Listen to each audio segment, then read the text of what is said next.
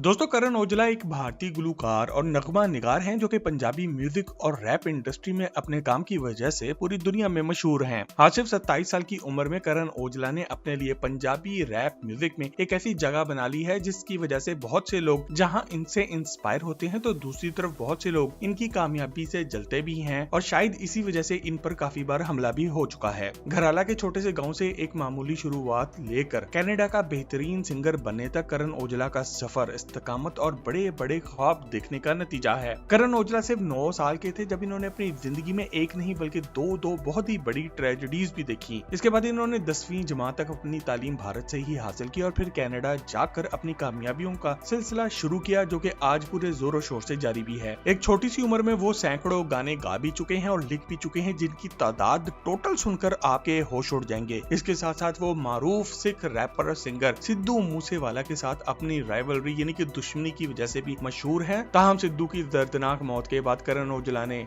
सिद्धू के वालिदैन के साथ गहरे दुख का इजहार भी किया। टॉक शॉक चैनल की आज की इस वीडियो में हम आपको नौजवान पंजाबी रैपर करण औजला की जिंदगी और उनके कैरियर के बारे में कुछ ऐसे फैक्ट्स बताने जा रहे हैं जो कि डेफिनेटली आप पहले नहीं जानते होंगे। इसलिए चैनल को सब्सक्राइब जरूर कर लें और साथ साथ घंटी का आइकॉन भी दबा लें ताकि हमारी हर नई वीडियो सबसे पहले आप तक पहुंचे। फैक्ट नंबर 1 दोस्तों, जिस गुलूकार को आज पूरी दुनिया करण औजला के नाम से पुकारती है, इनका असल नाम जसकरण सिंह औजला है और वो 18 जनवरी 1997 को भारतीय शहर लुधियाना के एक छोटे से गांव गुरेला में पैदा हुए थे। इनके वालिदैन का नाम बलविंदर सिंह औजला और राजिंदर कौर था और इन दोनों की भी कहानी बहुत ही दर्दनाक थी। करण अभी सिर्फ 9 साल के थे तो इनके वालिद एक खौफनाक ट्रैफिक हादसे में मारे गए। इसके बाद वो अपनी वालदा और बड़ी बहनों के साथ रहते थे, मगर कुदरत का करना कुछ ऐसा हुआ कि एक बार इनको ये खबर मिली कि इनके वालिद की वफात के बाद इनकी वालदा को भी कैंसर हो चुका है, जिसके नतीजे में वो भी अगले चंद माह में चल बसी। इसके बाद इन्होंने 9 से 16 साल की उम्र तक अपनी जिंदगी अपनी बहनों और अपने चचों के साथ गुजारी। करण आज भी कहते हैं कि वो पहले दिन से ही एक इंतहाई इमोशनल इंसान थे और अपने वालिदैन की मौत का सदमा इनके लिए इंतहाई शदीद था और वो ना ही दुनिया के सामने आकर रो सकते थे और ना ही इन्होंने अपनी वालिदैन की लाश को कंधा दिया, बल्कि वो तमाम वक्त कमरे में बंद होकर रोते रहे और इन्होंने अपना चेहरा किसी को ना दिखाया था।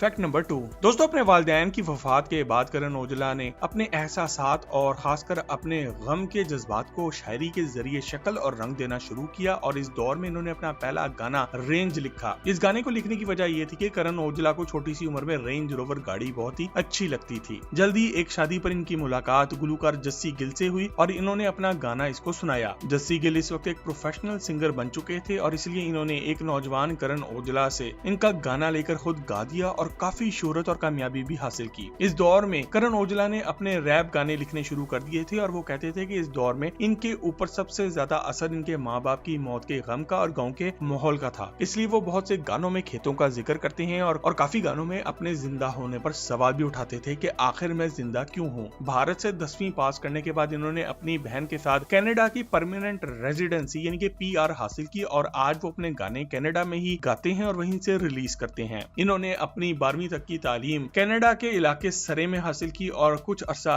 डॉक वर्कर यानी कि एक बंदरगाह पर नौकरी भी करते रहे। इसके बाद इन्होंने प्रॉपर तौर पर गाना गाने और गाने लिखने की दुनिया में कदम रखा। फैक्ट नंबर 3 दोस्तों, करण औजला ने साल 2014 में अपने गाने सेल फोन के साथ अपने म्यूजिकल कैरियर का आगाज किया था। ये गाना इन्होंने मैक बेनीपाल के साथ गाया था और ये एक इंतहाई नाकाम गाना रहा। इसके बाद इन्होंने अपने दोस्त और म्यूजिकल पार्टनर दीप चंदू के साथ टोरंटो में एक स्टूडियो बनाकर वहां पर गाने रिकॉर्ड करने शुरू किए। इन्होंने अपना कैरियर दीप चंदू और एली मंगट के साथ गाने गाकर शुरू किया। अपने कैरियर के शुरू में वो एक नौजवान लड़के थे और कोई भी इनको मुंह नहीं लगाता था, इसलिए वो मुख्तलिफ रिकॉर्डिंग स्टूडियोज में जाकर अपने लिखे हुए गाने जाकर लोगों को सुनाते थे, क्योंकि वो चाहते थे कि कोई भी रिकॉर्डिंग आर्टिस्ट इनके गानों को पसंद करके इनको अपने गाने स्टूडियो में रिकॉर्ड करने का मौका दे। मगर शुरू में ज्यादा कामयाबी ना मिल सकी क्योंकि ये एक इंतहाई महंगा काम था। इसलिए एक गुलूकार बनने से पहले इन्होंने तकरीबन 16 साल की उम्र में ही एक गुमनाम नगमा निगार के तौर पर काम करना शुरू किया और इस मामले में वो काफी कामयाब भी रहे और बहुत से मकबूल गुलूकारों और रैपर्स ने इनके गाने गाकर खुद नाम कमाया, जिनमें जस्सी गिल, एली मंगट, गगन कोकरी,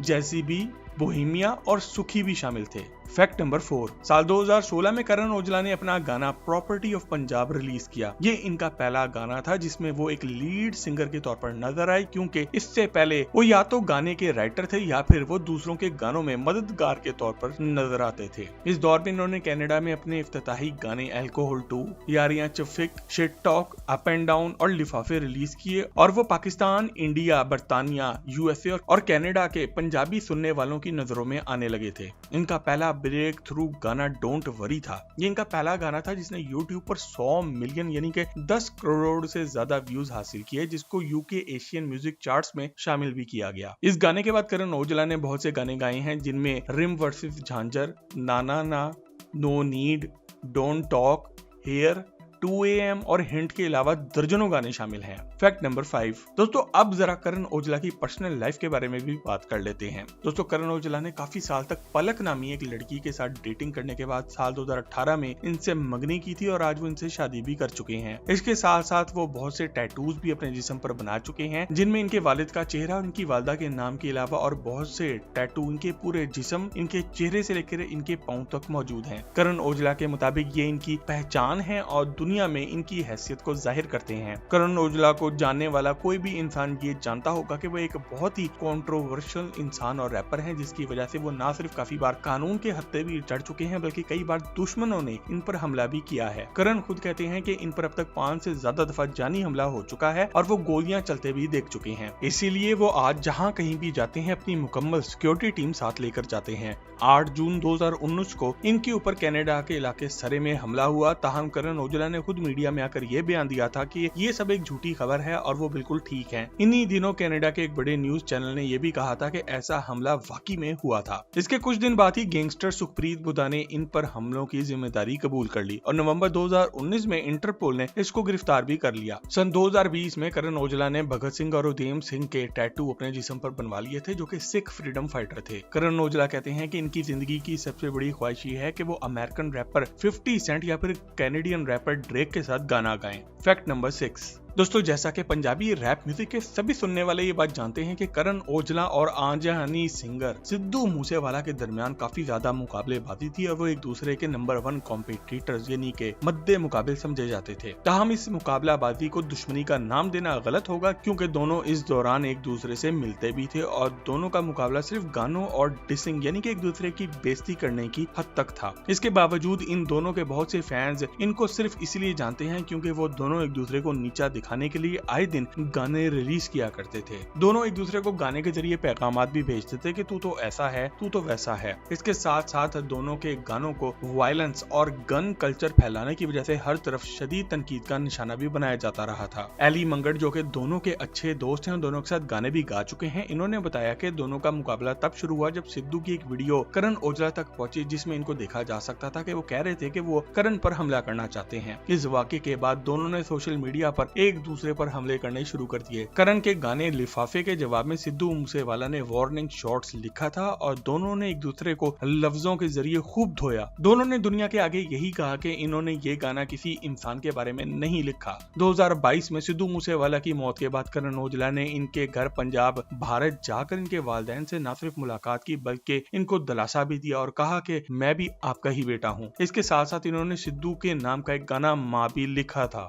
फैक्ट नंबर 7, दोस्तों करण के बारे में एक छोटा सा तनाजा इस वक्त भी खड़ा हुआ जब मारूफ भारतीय मॉडल और अदाकारा शहनाज गिल ने सोशल मीडिया पर सबके सामने न सिर्फ इकरार मोहब्बत किया बल्कि ये भी कहा कि ये दोनों एक दूसरे से डेटिंग भी करते रहे हैं। इन्होंने इस वक्त तमाम हदें पार कर दी जब इन्होंने कहा कि करण औजला का चेहरा और इनका नाम शहनाज गिल ने अपनी खूबसूरत और नर्मो नाजुक कमर पर टैटू करवा रखा है। ताहम इनकी ये खूबसूरत लव स्टोरी इस वक्त खुद साख्ता और झूठी पड़ गई जब करण औजला ने न सिर्फ इनको जानने से ही इनकार कर दिया बल्कि इन्होंने ये भी कहा था कि ना सिर्फ वो पलक से प्यार करते हैं बल्कि वो इनसे शादी भी करने वाले हैं। इसके बाद करण ने एक डिस ट्रैक विनिंग स्पीच भी पिछले दिनों रिलीज किया जिसमें इन्होंने एक खातून को टैटू बनवाते हुए दिखाया है और शायद शहनाज गिल का मजाक उड़ाया है। फैक्ट नंबर 8, दोस्तों करण औजला की स्टूडियो एल्बम्स मेकिंग मेमोरीज और स्वीट ड्रीम्स 2 ऐसी एल्बम हैं जो कि इन्होंने दूसरे फनकारों के साथ गाई हैं। इसके साथ साथ इन्होंने 100 से ज्यादा singles as a lead artist भी गाए हैं जो कि इन्होंने 2016 से 2014 के दरमियान रिकॉर्ड किए हैं। इनके सबसे पुराने गानों में प्रॉपर्टी ऑफ पंजाब, सोच और ब्लैक मनी शामिल है, जबकि इनके सबसे लेटेस्ट गानों में विनिंग स्पीच, गोइंग ऑफ और नथिंग लास्ट शामिल हैं। इसके साथ साथ इनके 70 फीचर्ड गाने भी मौजूद हैं, यानी कि ऐसे गाने जो इन्होंने दूसरे फनकारों के साथ गाए हैं। जैसा कि हमने आपको बताया कि करण औजला ने अपने कैरियर का आगाज एक गुलकार बनने से पहले एक सॉन्ग राइटर के तौर पर किया था। इन्होंने 50 से ज्यादा गाने दूसरे फनकारों के लिए भी लिखे हैं, जिनमें गोड, रेंज और सिंप्लिसिटी शामिल हैं। और इस तरह आज मार्केट में दर्जनों की तादाद से ऐसे गाने मौजूद हैं जिनका ताल्लुक करण औजला से है। दोस्तों, अगर आप करण औजला के बारे में कोई ऐसा फैक्ट जानते हैं जो कि आज की वीडियो में हमने नहीं बताया, तो कमेंट सेक्शन में लिखकर हमसे शेयर जरूर करें। मजीद जबरदस्त वीडियोस के लिए टॉक शॉक के चैनल को भी सब्सक्राइब जरूर करें।